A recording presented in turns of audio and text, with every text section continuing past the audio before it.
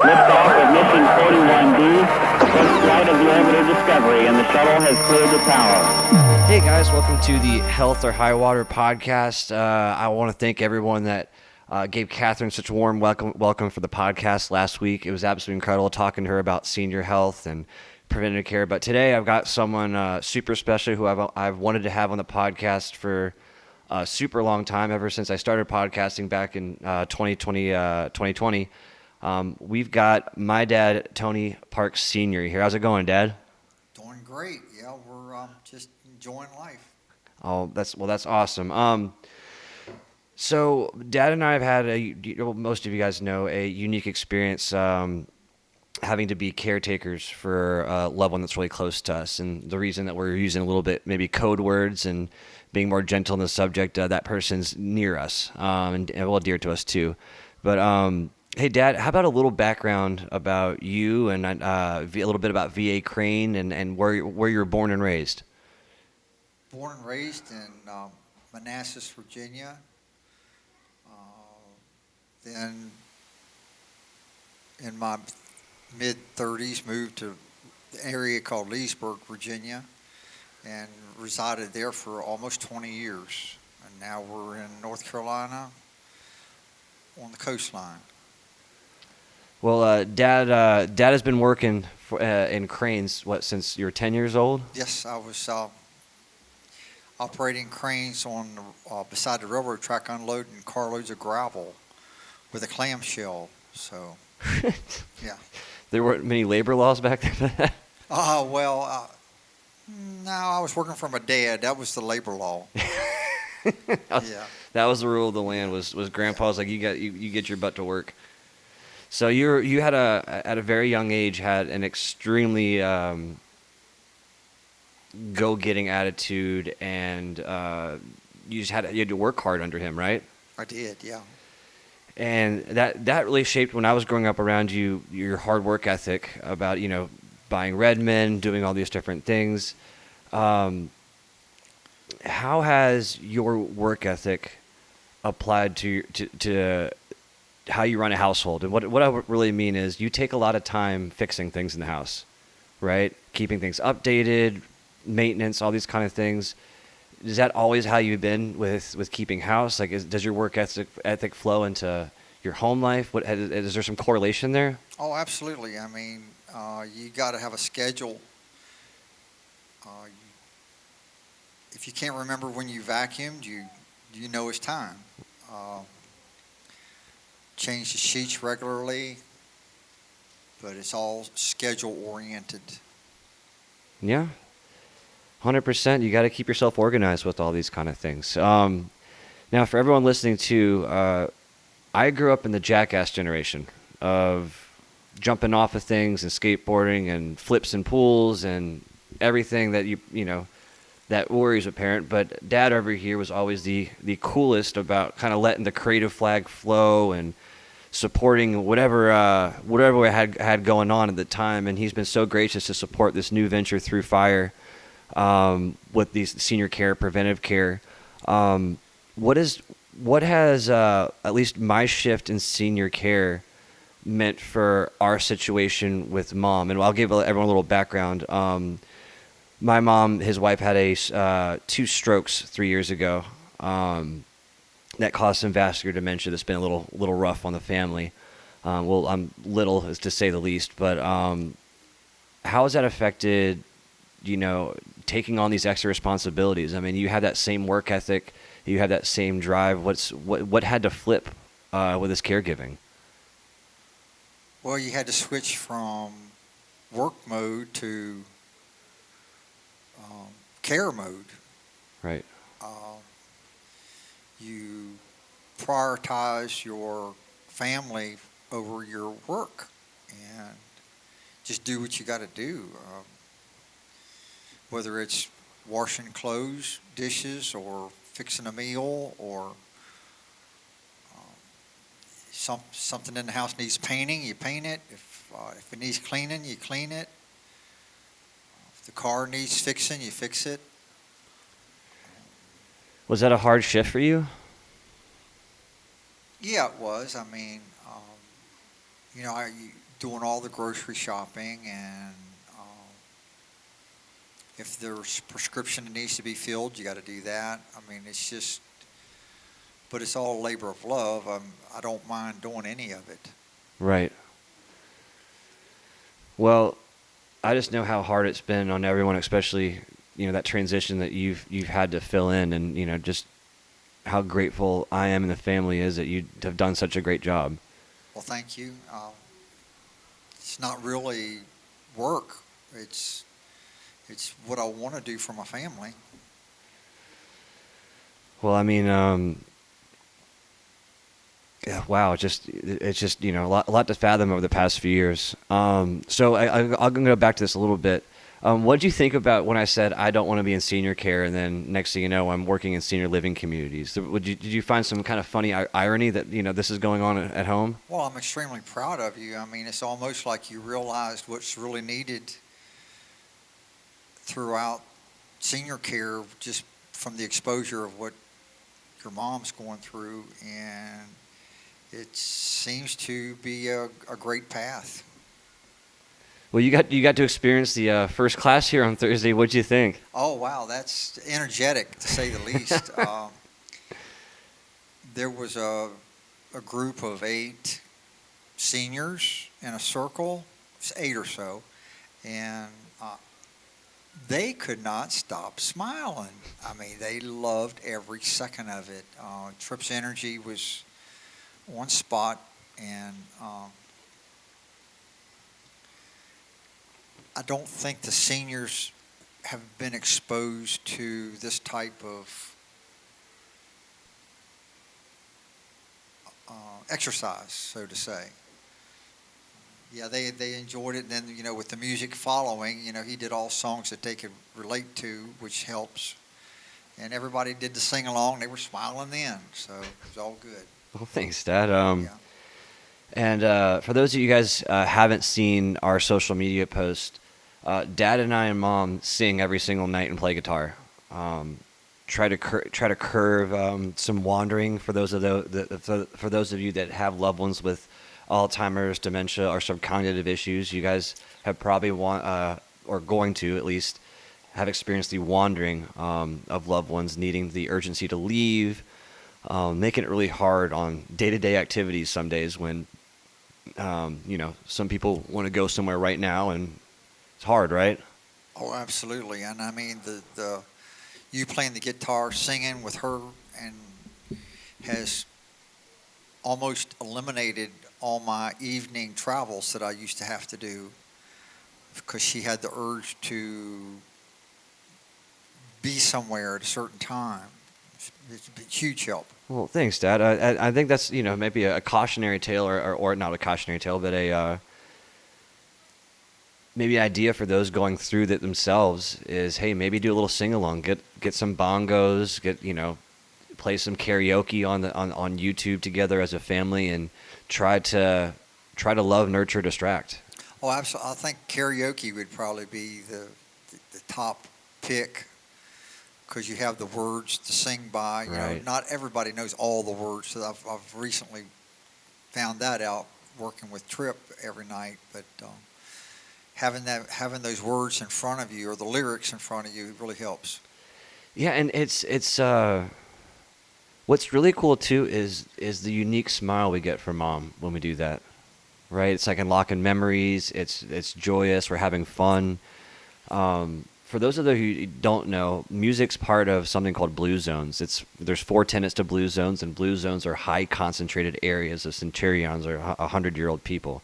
And their 4 tenets are movement, mentality, minerals and vitamins, and music. So making sure that a good health program involves music. So we've done a lot of work with music with Mom and those kind of things. Sorry for the text message, guys. Got some people messaging us. We've done a lot of stuff with the music. One of the things I want to touch on real quick too is how hard food has been for us. Hard food. Mom, she has experienced some problems with. I guess sometimes when you have a stroke like that, you develop some problems swallowing, Mm-hmm. and that's been a learning process to where she tries to accumulate in her cheek, Yeah. and sometimes that delays the swallowing. So it's hard to. You got to just recognize when her cheeks get full to let her make sure she chews well and swallows. Yeah, and that's been a learning process the whole time, right? Oh yeah. I mean, it's been years of us working on the right diet for mom and making sure that she's getting the right amount of protein and making sure that she's got food that's just is easy to swallow. Because it's scary when loved ones choke. You know, you get immediate panic comes in, and there's a lot of people like us out there that have to be caregivers for our loved ones because, you know, maybe insurance didn't work this way out. Money's an issue, so having to figure out this road is, you know, been hard. But you found things like soup's been really good for mom. Chicken pot pies have been great for her. So we're still getting some meat and that kind of stuff in there. So kudos to you for figuring that out. Oh, mashed potatoes and gravy are huge, and anything soft, easy to swallow. But I really, my heart goes out to all the people that don't have a partner or don't have a lot of family, and in this situation, I don't know what they do. I mean, it would be extremely hard. Well, yeah, and there's a lot of people going through it. I mean, Colorado alone has 105,000 cases of dementia. Wow. And that's just documented. I mean, there's a lot of emergency rooms don't really diagnose dementia and Alzheimer's very well. We had a guest on, Dr. Goldberg, talking about she's presenting something called a gap care program, where they, especially with seniors, they go through like questions to figure out if they have some cognitive issues, like the clock test that we did with mom, those things. So that's a huge issue too, is diagnosis of these things. Right? It's severely underdiagnosed. Yeah, what I've heard about the clock hands are you're having to use all three areas of your brain at the same time, and it's a good reference as to how bad things are. Yeah. Yeah, so everyone out there, if you maybe have some loved one that might be struggling, go ahead and have them draw a clock with all the numbers on it, and then have them do a certain time on that clock and have them draw it out and see what happens. Or better yet, please take them to a doctor or a medical professional as soon as you can if you see any sign of cognitive decline at all. Even in some of the communities I was working at Rosemark, we had someone that was like 49 years old that had like a severe onset, either Alzheimer's or dementia. It was incredibly sad. That early. Yeah. I mean, to see her husband and her kids come in and, her not recognize them, and man, it's hard. It's really hard. So you've also have become a great cook. Oh, pretty, yeah. So everybody tells me. I mean, a lot of times I just throw things together and it works out. But I read a lot of recipes. I get them offline, or we get our monthly electric magazine. Sometimes they have some really good recipes in there. So. Well, you've always been the grill master. Well, right? yeah. Always been the grill master, but from the time I left to head to Denver till me coming back now, your cooking game has just exploded on a new level. Is that because you just had to practice? Is that just are you experimenting? It just a lot of it's just trial and error. I mean, I just put what I think would be good in it, and a lot of times it works out. Yeah.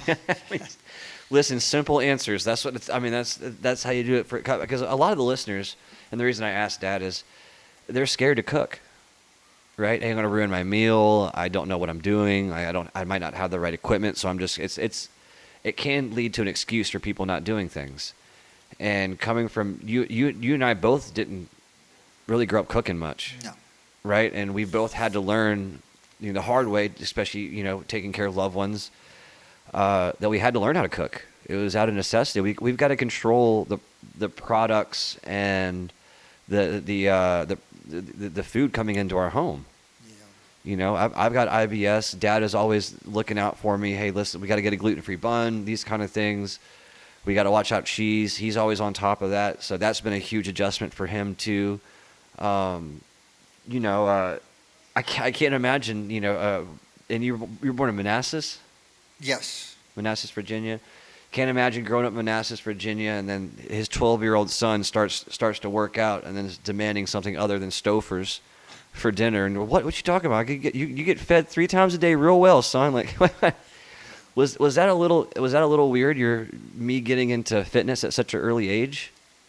Yeah, it was. We always knew you were special. that was no. That was something that worked out good for you. That's yes. It was a whole different transition. This 12-year-old bringing in some supplements and now protein powder, all because of Big Brother dragging my butt to the gym. Shout out to Brian for that. 12 years old. So getting into routine. Right? You were always extremely routine orientated with work, getting up at the same time, getting to work, getting things done. You're always routine orientated with how you do work projects, making sure you do them right, even cooking, right? Like that's a correlation right there. You're trying to do process here. Yeah. How important has routine been for helping take care of mom? Well, I try to get her up between 6 and 7 every day. I know it's important to get a good night's sleep, but it's also important not to get too much. Right. So, I have to get her up, and she's got her own morning routine, and I just help her with it. Yeah. That's about all I can do. And then she's, it comes time for her shower. She gets her shower, and I help her in any way I feel like I need to. I try to let her do as much as she can, right, which I think is good for her. Yeah. But it's important to stay on schedule. And then, breakfast after the shower, and then whatever comes, and then by noon try to have lunch ready. And we may take a drive afterwards and wind up having dinner, and we usually take another drive in the evening. Well, not as much anymore, though. Yeah. Not as much anymore. And that's something a lot of people are dealing with is wandering and that's hard, especially when people want to leave. They don't feel like it's their home. A lot of them are scared, and that's hard. You can explain up and down rationale what's going on, but to them it's real as day. And the best thing that we've, Dad and I found out, especially through not only trial and error, but professional help, is distracting and make them feel loved. Hey, love you so much. Let's go get some laundry done. Let's go take a walk real quick. Those kind of things. And then just showing them love and telling them that they're safe. This has been hard on everyone, especially, Dad, you've taken the blunt force of most of this stuff. Can't imagine how hard it is on you. I just want to say thank you so much for taking this time to talk on the podcast and sharing a little bit about you and this whole situation. Yeah, no problem. There is a bit of a fear factor for the dementia patients. And like my wife, she tries to keep the blinds closed. That's factoring in some of the fear. Yeah. Well, I can't imagine living with that kind of paranoia. That's just always being scared. It's a horrible way to live. And, you and I try to do our absolute best to make her feel comfortable, loved, safe. That's a big thing for us too, making sure she feels safe and asking questions. Hey, what's going on in your head? What you thinking about? Always trying to include her.